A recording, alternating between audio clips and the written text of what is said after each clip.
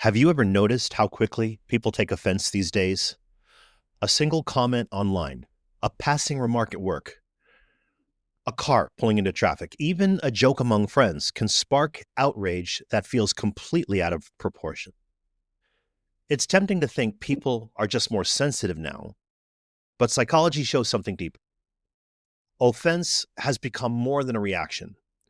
It's a way of protecting identity, performing virtue, finding belonging, and gaining control when the world feels uncertain. In this episode, we're going to explore why so many of us feel the need to be offended and what it reveals about our minds, our culture, and the way we live together. Hello and welcome to The Psychology of Us with Professor RJ Starr, where we explore the mind's influence on life, relationships, and society. RJ Starr is an existential psychologist, professor, and author dedicated to exploring the core challenges of human existence, how we find meaning, embrace responsibility, and navigate life's challenges.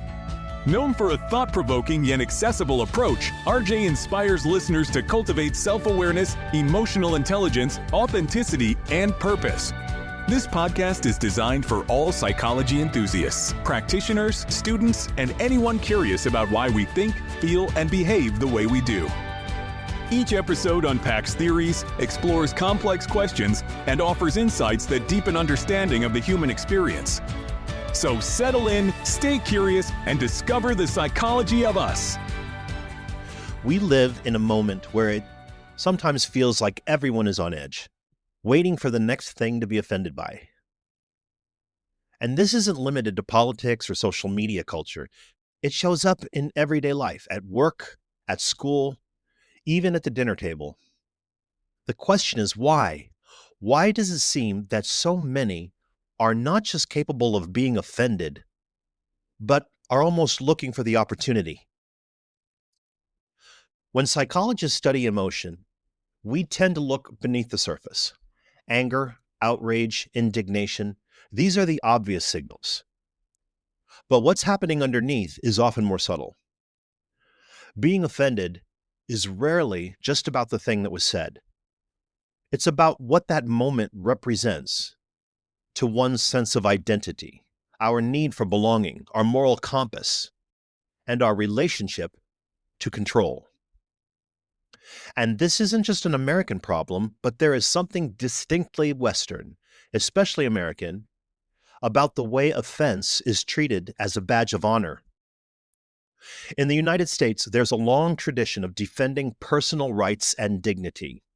"I know my rights" is a phrase you will frequently hear on police reality television shows. That emphasis on the individual can make us hyper-aware of slights, real or perceived. In many ways, being offended has become one of the ways we show who we are and what side we're on.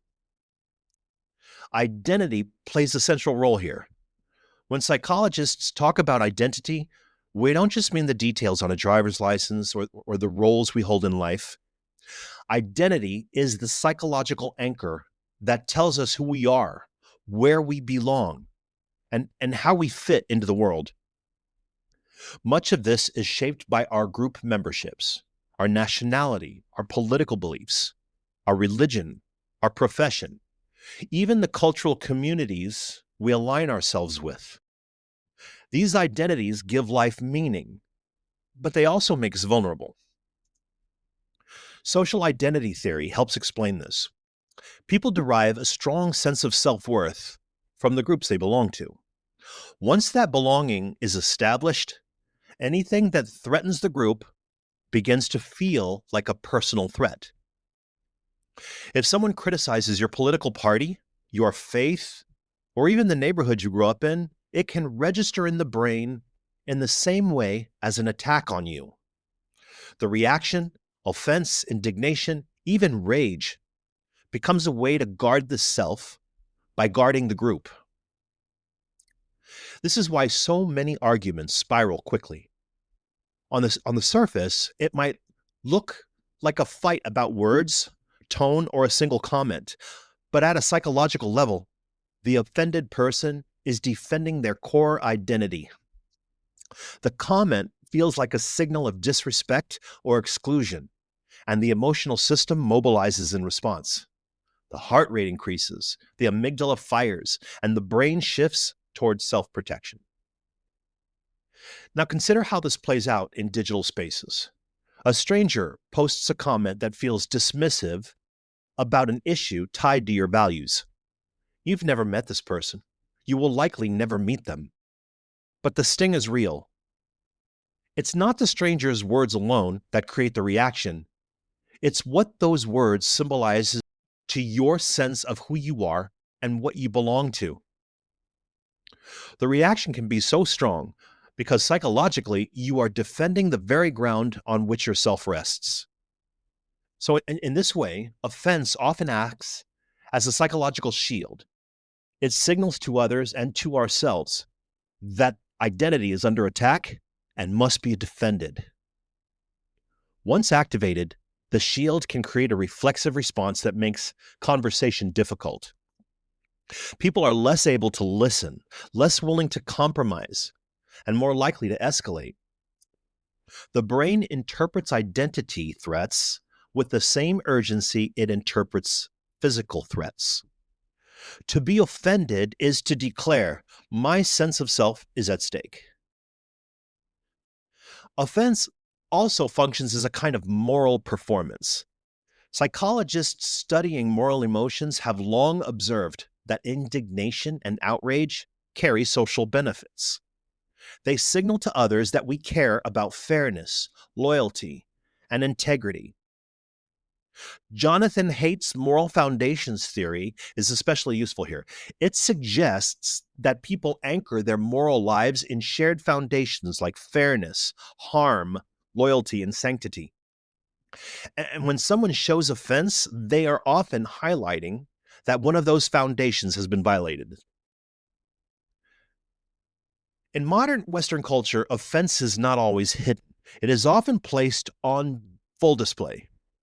Outrage becomes a way of demonstrating personal virtue to others.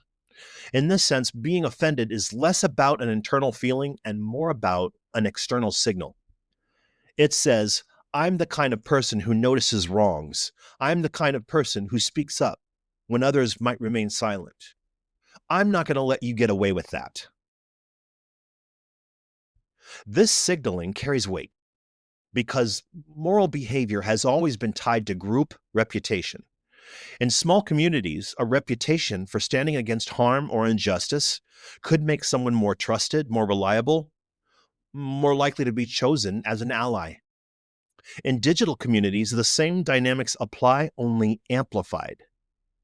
A single post expressing offense can attract agreement, likes, and shares, turning private indignation into a public display of moral standing. This helps explain why certain disputes escalate quickly online. You see, the offended reaction does more than express personal discomfort. It communicates belonging to a moral camp. People see it, align with it, and reinforce it. So in this way, offense spreads socially, carried along by the rewards of algorithmic recognition. Think about the difference between quiet disapproval and public denunciation. Quiet disapproval stays personal. Public denunciation, by contrast, creates an identity marker. It tells others what kind of person you are and what values you protect. Being offended in public becomes a way of maintaining moral credibility. And so when we look through it, when we look through this lens in this way, offense is not simply reactive, it's also proactive. It provides a stage on which people can affirm their values and earn social validation. The emotion is often genuine, but the way it's expressed is shaped by the cultural script that treats offense as a legitimate form of virtue signaling. Offense also serves a social purpose that often goes unnoticed. It brings people together. Outrage rarely stays contained within a single individual. It spreads. It gathers momentum as other people witness it and agree with it and align themselves with it. The reaction becomes contagious.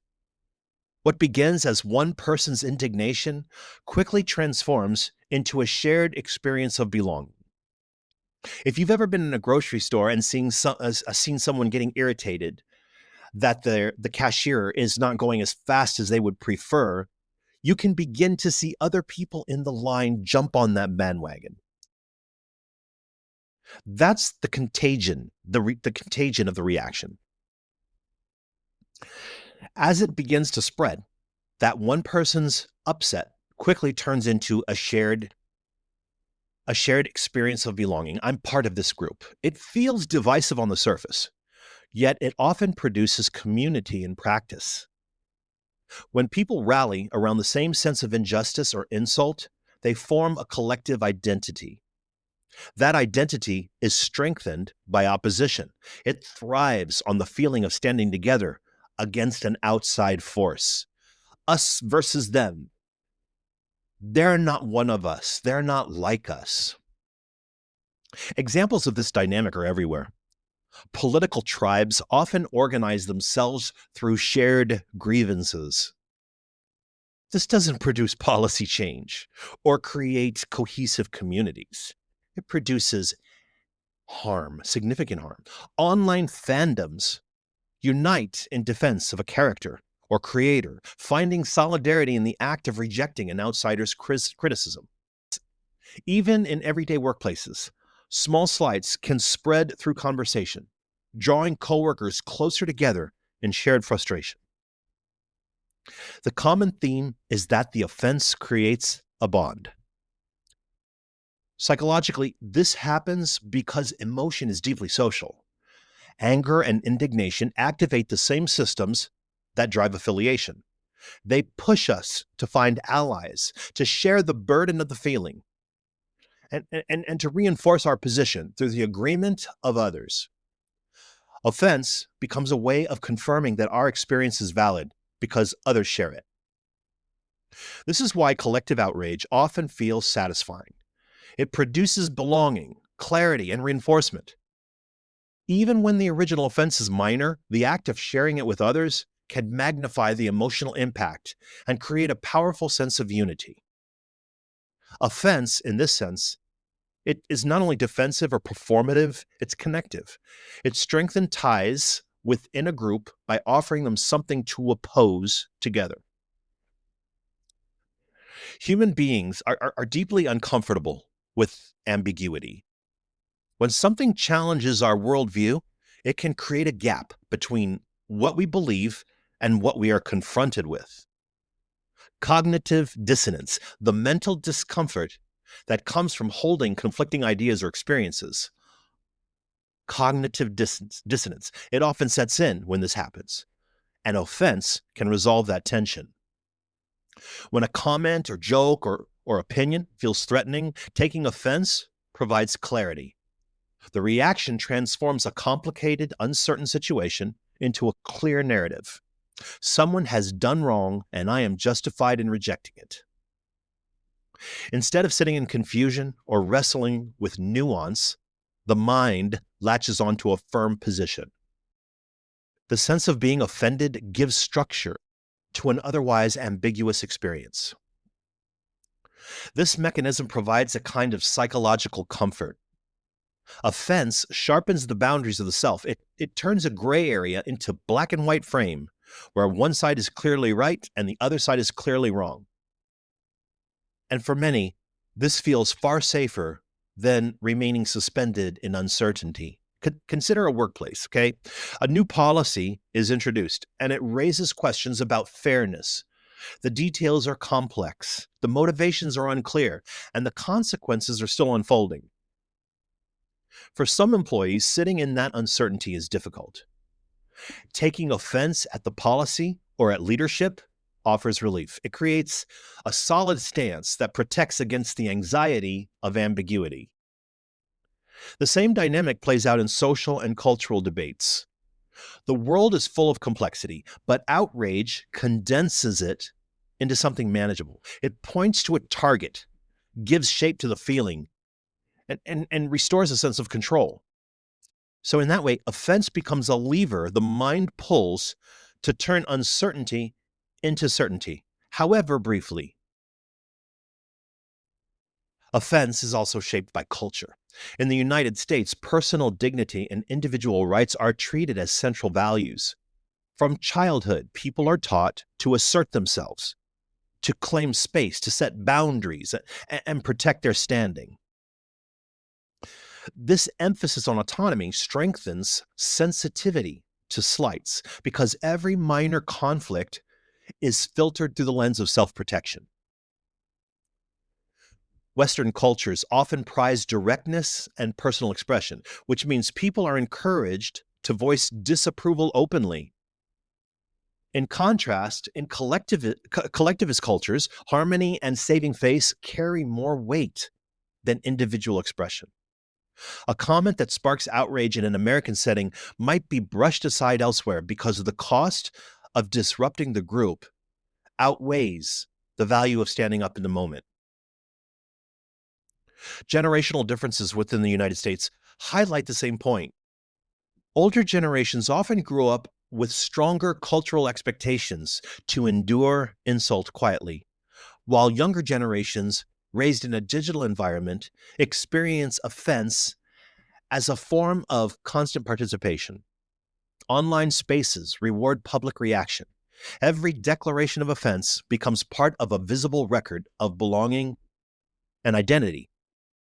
And cultural conditioning shapes these instincts, turning what might once have been a private irritation into a collective ritual.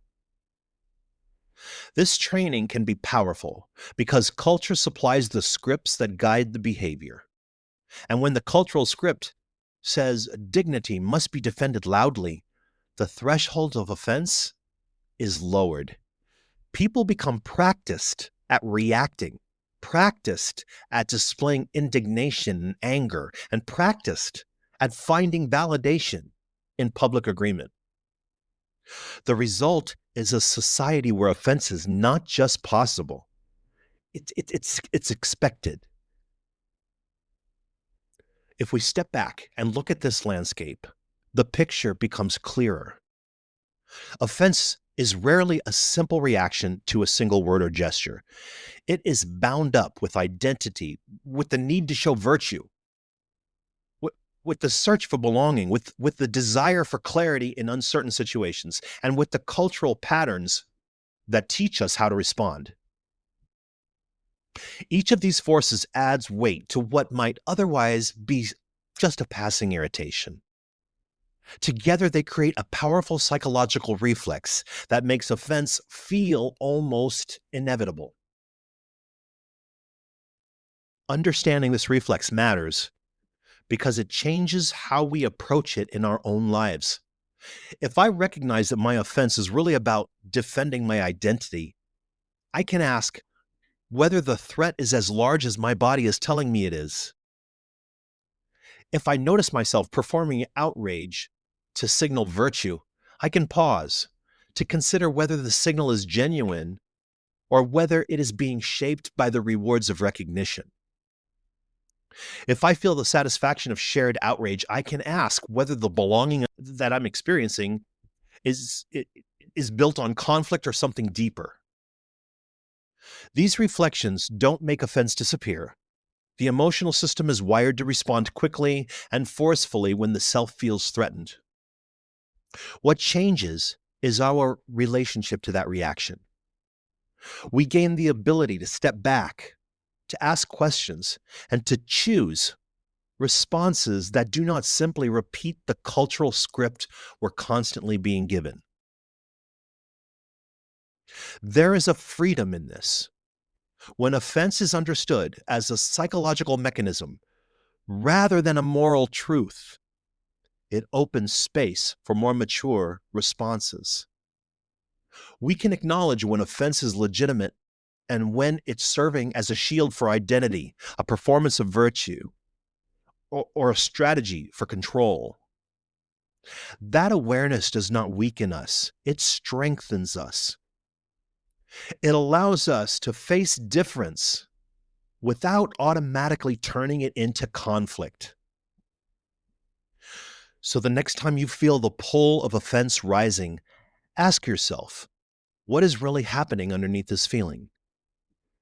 Is it about me, my identity, my need for recognition, my discomfort with ambiguity, or my cultural training?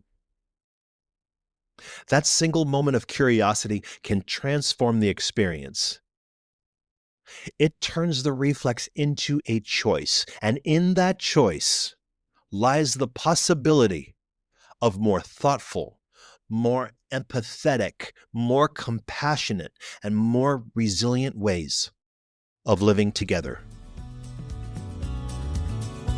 That's it for today's episode of The Psychology of Us with Professor RJ Starr. If something in this conversation resonated with you, share it with someone who'd appreciate it. To explore more episodes, essays, letters from listeners, and tons of free psychology tools and educational resources, visit profrjstarr.com. That's PROFRJSTARR.com. And if you haven't already, subscribe wherever you're listening so you don't miss what's next. Thanks for being here, and we'll see you next time on The Psychology of Us.